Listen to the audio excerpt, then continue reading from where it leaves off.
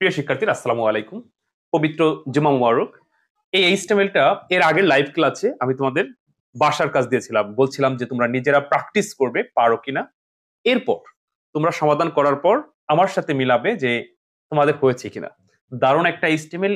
এই একই এইচটিএমএল মানে একটা এইচটিএমএল তুমি অনেক কিছু শিখতে পারবে, যেমন তুমি কলেজ পেনের কাজ শিখতে পারবে, টেবিলের কাজ শিখতে পারবে, আবার অর্ডার লিস্ট, আনঅর্ডার লিস্ট অর্থাৎ তালিকা আকারে আসলে কিভাবে এইচটিএমএল করতে হয় সেটি জানতে পারবে। আবার টেবিলের মধ্যে যদি তালিকা থাকে তাহলে কি করতে হয় সেটি জানতে পারবে। টেবিলের মধ্যে আনঅর্ডার লিস্ট যদি আকারে থাকে তাহলে কি করতে হবে সেটা জানতে পারবে। অর্থাৎ দারুণ একটা এইচটিএমএল।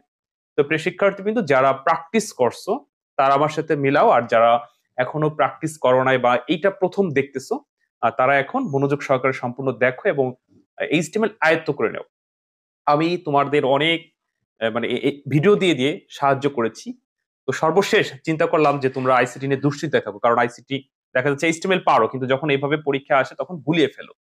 তো এই জন্য তোমাদের কথা চিন্তা করে শুধু এইচটিএমএল না, প্রথম অধ্যায় থেকে শুরু করে সব অধ্যায় পর্যন্ত আমি তোমাদের কথা চিন্তা করে মাত্র 999 টাকার একটা কোর্স চালু করেছি। বিশ্বাস করো প্রিয় শিক্ষার্থীরা, যদি এই 999 টাকার কোর্স তুমি করো তাহলে তোমার বাইরে কোথাও পড়া লাগবে না, বাইরে কোচিং প্রাইভেট কিচ্ছু করা লাগবে না। তুমি বাসায় বসে ঘরে বসে আইসিটিতে সর্বোচ্চ নম্বর পাবে এবং ভালোভাবে শিখে তুমি এমন ভাবে পারবে যে তুমি অন্যকে শিখাইতে পারবে ইনশাল্লাহ। তো বোর্ড পরীক্ষার আগ পর্যন্ত এই ক্লাস চলবে। যে কোনো সময় যে কারো ভর্তি হওয়ার সুযোগ আছে। ভর্তি হওয়ার সাথে সাথে আমি প্রথমে তোমাদের সাজেশন দিব, অর্থাৎ পিডিএফ আকারে সকল অধ্যায়ের ক এবং খ উত্তর সহ পিডিএফ আকারে পেয়ে যাবে। এরপর পুরো বইয়ের বেসিক ক্লাসগুলো রেকর্ড আকারে পাবে। তারপর কন্টিনিউ ধারাবাহিকভাবে সৃজনশীল আর বহু নির্বাচনী প্র্যাকটিস করানো হবে। এরপর ধরো প্রতি সপ্তাহে একটা করে পরীক্ষা নেওয়া হবে। এইভাবে আমি তোমাদের বোর্ড পরীক্ষার আগ রাত পর্যন্ত সময় দিব। তো তুমি 24, 25, 26 যে সালের পরীক্ষার্থী হও না কেন প্রত্যেকেরই এই কোর্সে ভর্তি হওয়ার সুযোগ আছে। তবে যে যে সালের পরীক্ষার্থী তার ব্যাচ আলাদা আলাদা ভিন্ন ভিন্ন হবে। তো যাই হোক, অতিরিক্ত কথা বলে সময় নষ্ট করলাম। তো প্রিয় শিক্ষার্থী কিন্তু আমি এখন তোমাদের এই এইচটিএমএলটা বুঝাবো। তো সবাই একটু বোর্ডে লক্ষ্য করো। প্রথমে তুমি উত্তর লিখবা। ধরো এটা গ বা গহতে বললো যে এই এইচটিএমএলটার মানে এইচটিএমএল কোড লেখো। তো তোমাদেরকে বারবার আমি বলছি যে যে কোনো এইচটিএমএল এ প্রথমে তোমার মানে শুরুতে বেসিক ট্যাগ লিখবা। বেসিক ট্যাগ হচ্ছে কি বলতো? প্রথমে এইচটিএমএল শুরু, তারপর হচ্ছে হেড শুরু, এরপর টাইটেল। টাইটেল জিনিসটা কি? টাইটেলটা হচ্ছে ওই ডকুমেন্টটা তুমি কি নামে সেভ করতেছো, মানে কি নামে তৈরি করতেছো সেই উপরের অংশ, অর্থাৎ সেই নামটা।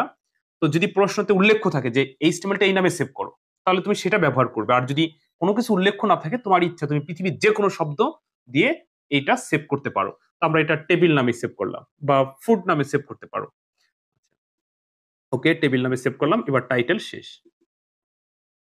এরপর হেড শেষ। হেড শেষ হওয়ার সাথে সাথে বডি শুরু। এই বডি পর্যন্তকে বলা হয় এইচটিএমএল এর বেসিক ট্যাগ। তো যে কোনো এইচটিএমএল লেখার ক্ষেত্রে এতটুকু লিখে নিবা। ওকে, অনেকেই এইচটিএমএল বডি লিখো এই অংশটা বাদ দাও, তাতে এইচটিএমএল ভুল হবে না, কিন্তু এটা লিখতে হয় কারণ দেখা যাচ্ছে পরীক্ষার হলে চলে আসতে পারে যে এই ডকুমেন্টটা এই নামে সেভ করো, তখন কিন্তু তুমি গুলিয়ে ফেলবা। এজন্য সবসময় এরকম বেসিক ট্যাগটা লিখে তারপরে উদ্দীপকে ফলো করবা। আচ্ছা, এবার আমরা উদ্দীপকটার টার্গেট লক্ষ্য করব। তো এতটুকু বেসিক ট্যাগ লিখে এবার আমরা উদ্দীপকে দেখতে পাচ্ছি একটা টেবিল আছে, টেবিলের উপরে কোনো ক্যাপশন নাই। যদি কোনো ক্যাপশন থাকতো আমরা ক্যাপশনের কাজ করে নিতাম, যেহেতু কোনো ক্যাপশন নাই তো সেক্ষেত্রে আমাদের টেবিল বর্ডারে হাত দিতে হবে। আমরা টেবিল বর্ডার নিব। টেবিল বর্ডার সমান সমান ডাবল ইনভার্ট কমা, এই ডাবল ইনভার্ট কমার ভিতরে আমি অন লিখলাম। তোমাদের অনেকের প্রশ্ন থাকে, স্যার আপনি অন লিখলেন, আমরা যদি 2, 3 লিখি তাহলে কি ভুল হবে? না, এটা কোনো ভুল না। এটার কাজ হচ্ছে এই বর্ডারটাকে মোটা চিকুন করা। তো অন লিখলে স্বাভাবিক, 2 লিখলে আরেকটু মোটা হবে, 3 লিখলে আরেকটু, এটা এছাড়া কিছু না। ওকে, তো সবসময় টেবিল বর্ডারটা লিখবা। আচ্ছা, এবার এই টেবিল যখন আমরা শেষ করবো তো শুধু টেবিল শেষ হবে, বর্ডার কিন্তু শেষ হবে না। এই বর্ডারকে বলা হয় অ্যাট্রিবিউট আর এগুলোকে বলা হয় ট্যাগ। ওকে, আচ্ছা যাই হোক, এটা নিয়ে অন্য ক্লাসে আলোচনা করবো। আমরা আজকে এটা উত্তর সমাধান করি, কারণ এর আগে আমি তোমাদের মানে লাইভ ক্লাসে এটা বাসার কাজ দিয়েছিলাম। তো যারা করছো মিলাও, আর যারা পারো নাই তারা এখন দেখো। আচ্ছা, এবার আমরা শাড়ি তৈরি করব। তো টেবিলের শাড়ি তৈরি করে কে? টিআর।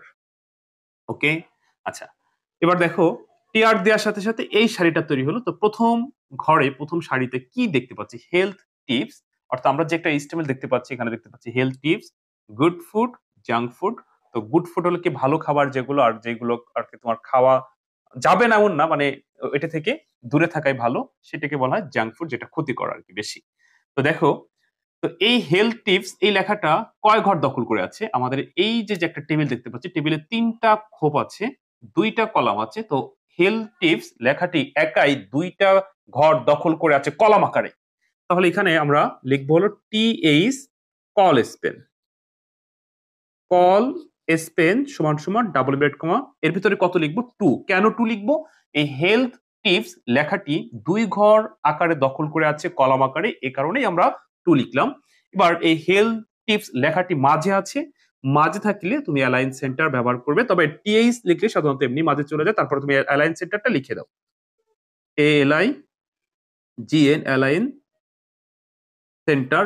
যদি কোনো কারণে অ্যালাইন সেন্টারটা না লেখো, তো সেক্ষেত্রে তুমি মার্ক পাবে, কিন্তু দেখা যাচ্ছে যে স্যার খাতা দেখবে সে চাইলে তোমাকে একটু কম দিতে পারে।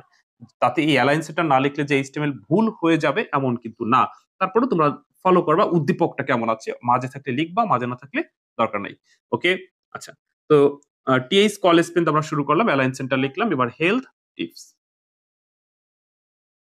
হেলথ টিপস বড় হাতের আছে, তারপর যেমন থাকে সেরকমই লিখবা, ঠিক আছে? আচ্ছা, টিটা যেহেতু বড় হাতের আছে আমরা বড় হাতের দিলাম, হেল টিপস। এবার টিএইচ শেষ, কল স্পেন ও শেষ হবে না, অ্যালাইন সেন্টারও শেষ হবে না, এগুলোকে বলা হয় অ্যান্ট্রিবিউট।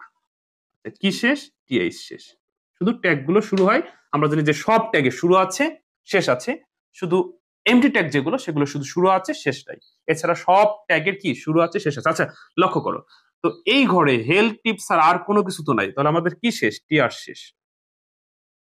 পরবর্তীতে আমরা এই দ্বিতীয় ঘরে আবার কাজ করব, অর্থাৎ দ্বিতীয় ঘরটা আবার শুরু করব। তা আবার কি করব? টিআর নিব, কারণ যখনই আমরা ঘরে হাত দিব, নতুন ঘরে নতুন করে শাড়ি তৈরি করব, তখনই আমাদের টিআর প্রয়োজন। আচ্ছা, ওকে। এবার এই ঘরে যখন আমরা যাব, এখানে দেখতেছি গুড ফুড, জাঙ্ক ফুড, এটাও আমরা হেডিং আকারে ধরে নিব, এটাও কি হেডিং। তো এখন এটা লেখার জন্য তোমার আবার কি লাগবে? টিএইচ, এই গুড ফুডটা মাঝে আছে, মাঝে থাকলে তুমি অ্যালাইন সেন্টারটা ব্যবহার করো। যদি এটা একটু পাশে থাকতো আমরা দিতাম না, এটা জাস্ট ব্যাপার, তুমি অ্যালাইন সেন্টার না লিখলেও হবে, তবে আমরা লিখে দিই অ্যালাইন সেন্টার। মাঝে থাকলে লিখবো, মাঝে না থাকলে লিখবো না। আচ্ছা, টিএইচ শুরু করলাম, এবার গুড ফুড, টিএইচ শেষ, পরে জাঙ্ক ফুড, আবার টিএইচ শুরু, অ্যালাইন সেন্টার, অ্যালাইন সেন্টার শুরু হইলো, জাঙ্ক ফুড, টিএইচ শেষ। আমাদের এই ঘরেরও কাজ হয়ে গেল, অর্থাৎ টিআর শেষ। এইবার হচ্ছে সেই মেইন অংশ, যেই অংশটা আর কি তোমরা গুলিয়ে ফেলছো অনেকেই, আমার মনে হয় এই পর্যন্ত পারছে, কিন্তু অনেকেই এই ঘরটা টেবিলের মধ্যে বানাতে পারে না। এখানে অর্ডার লিস্টও আছে, আনঅর্ডার লিস্টও আছে। অর্থাৎ এবার এই এস্টিমেটটা কিভাবে করবে? আমার তো বোর্ডে জায়গা নাই, আমি একটা মুছে করবো। হ্যাঁ, তোমরা এই পর্যন্ত তো বুঝছো, তুলে ফেলতে পারো বা স্ক্রিনশট দিয়ে রাখো। আমি এবার এই বাকি এই 2টা খোপটা করে দেবো, আমি এটা মুছে ফেললাম। হ্যাঁ, অর্থাৎ আমি 2টা শাড়ির কাজ করেছি, আমি এবার মুছে ফেলি। আচ্ছা, টেবিল বর্ডার থাকুক, টেবিল বর্ডার এটা থাক। ওকে, আচ্ছা, এবার আমরা এই 3 নাম্বার শাড়িতে যখন হাত দিব, তখন আবার আমাদের টিআর প্রয়োজন। তো এখন এইটা আমরা কিন্তু হেডিং না, তথ্য ধরে নিলাম, তথ্য। তো তথ্য লেখে কি দিয়ে? টিডি, টিডি শুরু। টিডি শুরু করে এই ঘরটা যা আছে সেটা তো লিখবো। এই ঘরের ভিতরে আমরা কি দেখতে পাচ্ছি? আবার তালিকা দেখতে পাচ্ছি। তো তালিকা তৈরি করে কি? ওএল টাইপ, ওএল একটু মিশিয়ে লিখলাম, ওএল টাইপ সমান সমান ডাবল ব্রেড কমা, এই ডাবল ব্রেড কমার ভিতরে কি লিখবো? এই তালিকাটা যে আকারে সাজানো আছে সেটা, অর্থাৎ অন টু আকারে আছে, ওয়ান লিখলে অটোমেটিকলি হয়ে যাবে। এরপর যা যা আছে তুমি তাই তাই দেখে লেখো। এলআই শুরু, এলআই শুরু করলাম, কি আছে? ফ্রুট, ফ্রুট, এলআই শেষ। এরপর আছে ফিশ, এলআই শুরু, ফিশ, এলআই শেষ। এরপর আছে হচ্ছে আবার এলআই শুরু, মিট অর্থাৎ মাংস, এলআই শেষ। আচ্ছা, এবার দেখো এই ঘরের যা যা ছিল সব হয়ে গেছে, তালিকাগুলো লেখা। তাহলে ওই যে ওএল শুরু হয়েছে, এবার ওএল শেষ। কি শেষ? ওএল শেষ।